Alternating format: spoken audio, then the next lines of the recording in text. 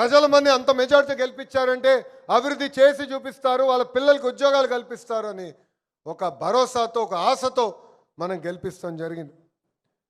ఆనాడు సైబరాబాద్ తయారు చేస్తే చాలామంది ఎగతాళిగా మాట్లాడారు, కంప్యూటర్ అన్నం పెడుతుందా అని. ఈరోజు అదే ఐటీ కోట్లాది మందికి ఉద్యోగాలు కల్పిస్తుంది. అందుకే ఆయన విజనరీ అంటారు చాలామంది. కానీ మన రాష్ట్రంలో ఒక టీమ్ 11 ఉందండి. అర్థమైందా రాజా? అర్థమైందా రాజా?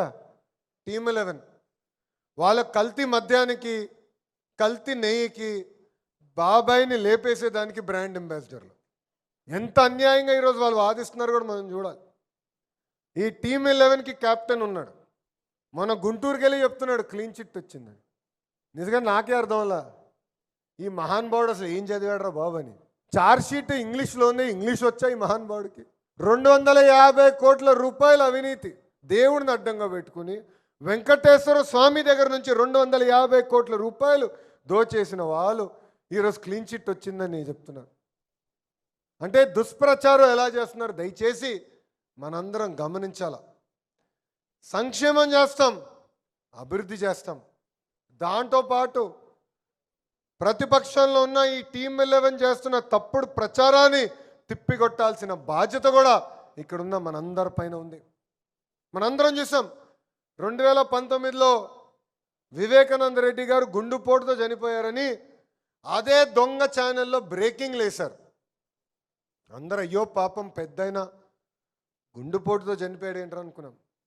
తర్వాత తెలిసింది గుండుపోటు కాదు, గొడ్డలిపోటు అని. వాళ్ళు ఎట్లా తయారయ్యారంటే మనం ఒక్కరోజు ఆలస్యమైనందుకు అదే దొంగ పేపర్లో సగం పేజ్ కింద చూస్తే చంద్రబాబు నాయుడు గారి చేతిలో కత్తి పెట్టి చూపించారు. అంటే వాళ్ళే చంపి, జగన్మోహన్ రెడ్డికి తెలుసు వాళ్ళ వ్యక్తి, వాళ్ళ ఎంపీ అవినాష్ రెడ్డి చంపాడని తెలుసు. తెలిసిన సాక్షికి ఫోన్ చేసి, సాక్షి పేపర్కి ఫోన్ చేసి చంద్రబాబు నాయుడు గారి చేతుల్లో కత్తి పెట్టండి, అది చూపించండి అని చెప్పే పరిస్థితికి వచ్చారు. ఆ రోజు మనం అది తిప్పికొట్టలేదు కనుకనే మనం తీవ్రంగా నష్టపోయాం. ఇది మనం గుర్తుపెట్టుకోవాలి.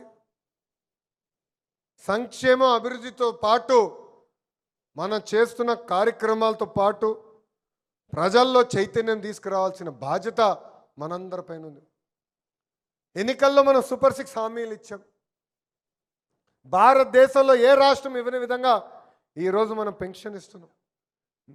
వృద్ధులకి 4,000 రూపాయలు, వికలాంగులకి 6,000 రూపాయలు, బెడ్కే పరిమితం అవుతే 15,000 రూపాయలు పెన్షన్ మనం ఇస్తున్నాం. నేను ఛాలెంజ్ చేస్తున్నా, చూపించండి భారతదేశంలో ఇంకొక రాష్ట్రాన్ని ఇంత పెన్షన్ ఇస్తున్న రాష్ట్రాన్ని మీరు చూపించండి. మనకన్నా 5 రెట్ల ఆదాయం వచ్చే ఎక్కువ రాష్ట్రం కూడా దరిదాపుల్లో ఇంత సంక్షేమం చేయట్లేదు. దీంతోపాటు మనం తల్లికి వందనం కార్యక్రమం చేపట్టాం. అన్నదాత సుఖీభవ కార్యక్రమం కింద 2 విడతలు డబ్బులు వేసాం. స్త్రీ శక్తి కింద ఉచితంగా బస్ ప్రయాణం కల్పించాం. దీపం పథకం ద్వారా ఉచితంగా గ్యాస్ సిలిండర్లు అందజేస్తున్నాం. మూసేసిన అన్న క్యాంటీన్ తిరిగి ప్రారంభించాం. ఆంధ్ర రాష్ట్ర చరిత్రలో ఎప్పుడు జరిగిన విధంగా 150 రోజుల్లో 16,000 టీచర్ పోస్టులు కూడా మనం భర్తీ చేశాం. ఇక్కడ హోంమంత్రి గారి నాయకత్వంలో 6,000 మంది కానిస్టేబుల్ పోస్టులు కూడా మనం భర్తీ చేస్తాం జరిగింది. మాట్లాడాలి, చెప్పాలి, ప్రజల్లో చైతన్యం తీసుకురావాలి. భారతదేశంలో 10 రూపాయలు పెట్టుబడి వస్తే దాంట్లో ₹2.50 ఈరోజు ఆంధ్ర రాష్ట్రానికి మనం తీసుకొస్తున్నాం. అంటే సుమారుగా 25% పెట్టుబడులు ఆంధ్ర రాష్ట్రానికి తీసుకొస్తున్నాం, గ్రౌండ్ చేస్తున్నాం, ముందలు తీసుకెళ్తున్నాం. అహర్నిశలు కష్టపడుతున్నాం. ఎంత పని ఉన్నా, ఎంత ఇబ్బంది ఉన్నా ప్రతి వారం ఒకరోజు మన జాతీయ అధ్యక్షుడు చంద్రబాబు నాయుడు గారు పార్టీ ఆఫీస్కి వస్తున్నారు, కార్యకర్తల్ని కలుస్తున్నారు, వాళ్ళ మనసులో సమస్యలు ఉంటే తెలుసుకొని పరిష్కరిస్తున్నారు. ప్రతిరోజు ఒక మంత్రి వస్తున్నారు, ఇక్కడ వచ్చిన కార్యకర్తలు కలుస్తున్నారు, పార్టీ ఇచ్చిన కార్యక్రమాలు ముందలు తీసుకెళ్తున్నారు. అంటే ఒక మెసేజే కాదు, ఒక బాధ్యతతో పార్టీ నంబర్ 1, పార్టీయే మన సొంతిల్లని అధికారంలో ఉన్న ప్రతి వ్యక్తి ఈరోజు ఒక బాధ్యతగా పనిచేస్తాం జరుగుతుంది. మీ అందరు తెలుసు, భారతదేశంలో అనేక రాష్ట్రాలు ఉన్నాయి. దాంట్లో డబుల్ ఇంజిన్ సర్కార్ రాష్ట్రాలు ఉన్నాయి. కానీ డబుల్ ఇంజిన్ బుల్లెట్ ట్రైన్ సర్కార్ కేవలం ఒక్క ఆంధ్ర రాష్ట్రంలోనే ఉంది. ఢిల్లీలో నరేంద్ర మోడీ గారి నాయకత్వం, ఆంధ్ర రాష్ట్రంలో చంద్రబాబు నాయుడు గారి నాయకత్వం. వీళ్ళిద్దరు కలిసికట్టుగా రాష్ట్రాన్ని ముందలు తీసుకెళ్తున్నారు. విశాఖ ఉక్కుని మనం కాపాడుకున్నాం. విశాఖ ఉక్కుని కాపాడతాం కాదు, ఈరోజు ఆదాయం కూడా తీసుకొచ్చిన ఘనత ఈ డబుల్ ఇంజిన్ బుల్లెట్ ట్రైన్ సర్కార్. ఇంత కష్టపడి మనం కాపాడితే ఈ దొంగ పేపర్, దొంగ ఛానల్, ఆ దొంగ పార్టీ ఏకంగా దుష్ప్రచారం చేస్తున్నారు. ఎంత అన్యాయంగా మాడుతున్నారంటే విశాఖ ఉక్కుని ప్రైవేటీకరణ చేస్తారన్న ఆరోపణలు మన పైన చేస్తున్నారు. మనం మాట్లాడాలి. ప్రజలకి తెలుసులే అనుకుంటే చాలా పొరపాటు. మనం మాట్లాడపోతే మనం పార్టీకి అన్యాయం చేసిన వారవుతాం. ఒక్కసారి ప్రజలందరూ ఆలోచించాలి, ఇక్కడున్న నాయకులందరూ ఆలోచించాలి. విశాఖ రైల్వే జోన్ సాధించుకున్నాం. ఆగిపోయిన అమరావతి పనులు తిరిగి ప్రారంభించాం. పోలవరం పనులు పరిగెత్తిస్తున్నాం. ఇంకో పక్కన ఏకంగా కర్నూలుకి త్వరలోనే హైకోర్టు బెంచ్ కూడా మనం తీసుకురాకపోతున్నాం. అంటే ఇచ్చిన హామీలని ఒక పద్ధతి ప్రకారం మనం నిలబెట్టుకుంటాం, ముందరికి వెళ్తున్నాం. దీనికి కారణం మన రాష్ట్రంలో ఉన్న డబుల్ ఇంజిన్ బుల్లెట్ ట్రైన్ సర్కార్. ఇక్కడున్న కార్యకర్తల నాయకులందరూ ఒక విషయం గుర్తుపెట్టుకోవాలి. ఒక రాష్ట్రం అభివృద్ధి చెందాలంటే ప్రభుత్వం కొనసాగింపు చాలా చాలా అవసరం. మనం చూసాం గుజరాత్లో, మొన్నటి వరకు ఒరిస్సాలో కూడా మనం చూసాం. నేరుగా 3 నుంచి 5 టర్మ్లు ఒకే పార్టీ అధికారంలోకి వచ్చింది కనుకనే వాళ్ళ అభివృద్ధిలో ఎంత స్పీడ్గా ముందరికెళ్తున్నారు. 2019 నుంచి 24 వరకు మన రాష్ట్రం ఎంత నష్టపోయిందో మనందరం చూసాం. ప్రత్యేకంగా ఒక కార్యకర్తగా మనందరం ఎంత ఇబ్బంది పడ్డాం మనందరం చూసాం.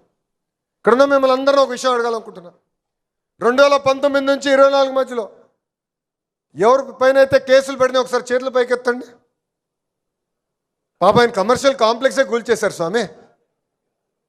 చేతుల పైకి ఎత్తండి. ఎంత ఇబ్బంది పడ్డాం, ఎంత హెరాస్ చేశారు. ఈ దేవాలయం పైన దాడి చేశారు. ఏదో భయపడతారు అనుకున్నారు, భయపెట్టాలనుకున్నారు. కానీ ఆనాడే చెప్పాం, తగ్గేదే లేదని మనం ముందరికెళ్ళాం. 5 సంవత్సరాలు చాలా ఇబ్బంది పడ్డాం, చాలా నష్టపోయాం. అందరం కష్టపడ్డాం, కలిసికట్టుగా తిరిగి మనం ఎన్డీఏ ప్రభుత్వాన్ని గెలిపించుకున్నాం. ఈరోజు వేదికమైన మేమందరం నుంచున్నామంటే దానికి కారణం వేదిక ముందలున్న తెలుగుదేశం పార్టీ కార్యకర్తలు. మన కష్టాన్ని మర్చిపోకూడదు. ఇది మన పార్టీ. చిన్న చిన్న సమస్యలు ఉండొచ్చు, విభేదాలు ఉండొచ్చు. మనం నమ్మకం దానికోసం అహర్నిశలు కష్టపడాలి, పోరాడాలి, అనుకుంది సాధించే వరకు మనం వదిలిపెట్టుకోడు. మీరందరూ అనుకోవచ్చు లోకేష్ అనుకుంది ప్రతిదీ అయిపోతుందని. చాలా పొరపాటు పడుతున్నారు. జిల్లా పార్టీ వ్యవస్థ నుంచి పార్లమెంట్ పార్టీ వ్యవస్థ తీసుకొచ్చేదానికి 2 సంవత్సరాలు నేను పాలిట్ బ్యూరోతో పోరాడా. 10 సార్లు మాట్లాడా, సీనియర్లతో చర్చించా. నేను అనుకుంది సాధించే వరకు వదిలిపెట్టలా. మీరు కూడా పోరాడాలి, మాట్లాడాలి. మండల స్థాయిలో మాట్లాడాలి, నియోజకవర్గ స్థాయిలతో మాట్లాడాలి, పార్లమెంట్ స్థాయిలో మాట్లాడాలి. అవసరమైతే ఇన్ఛార్జ్ మంత్రితో కూర్చోవాలి, చర్చించాలి. మనం అనుకుంది సాధించే వరకు వదిలిపెట్టకూడదు. ఇది గుర్తుపెట్టుకోవాలి. అంతేగాని అలిగి ఇంట్లో పడుకుంటే నష్టపోయేది మనమే. కోవిడ్ కన్నా దారుణమైన జబ్బు ఒకటి ఉందండి, ఆ జబ్బు అలక. మనం అనుకుంది అవ్వలేదని అలుగుతే నష్టపోయేది మనం, మన పార్టీ, మన రాష్ట్రం. 5 సంవత్సరాలు ఎంత నష్టపోయాం మనం అందరం చూసాం. కార్యకర్తగా మనం నష్టపోయాం, ఆంధ్ర రాష్ట్ర ప్రజలు నష్టపోయారు. ఒక అలక వల. ఇది మనందరం గుర్తుపెట్టుకోవాల్సిన అవసరం ఉంది. అలక పక్కన పెట్టాలి, నమ్మకం దానికోసం పోరాడాలి, చర్చించాలి, పార్టీని సమర్థవంతంగా ముందుకు నడిపించాలి.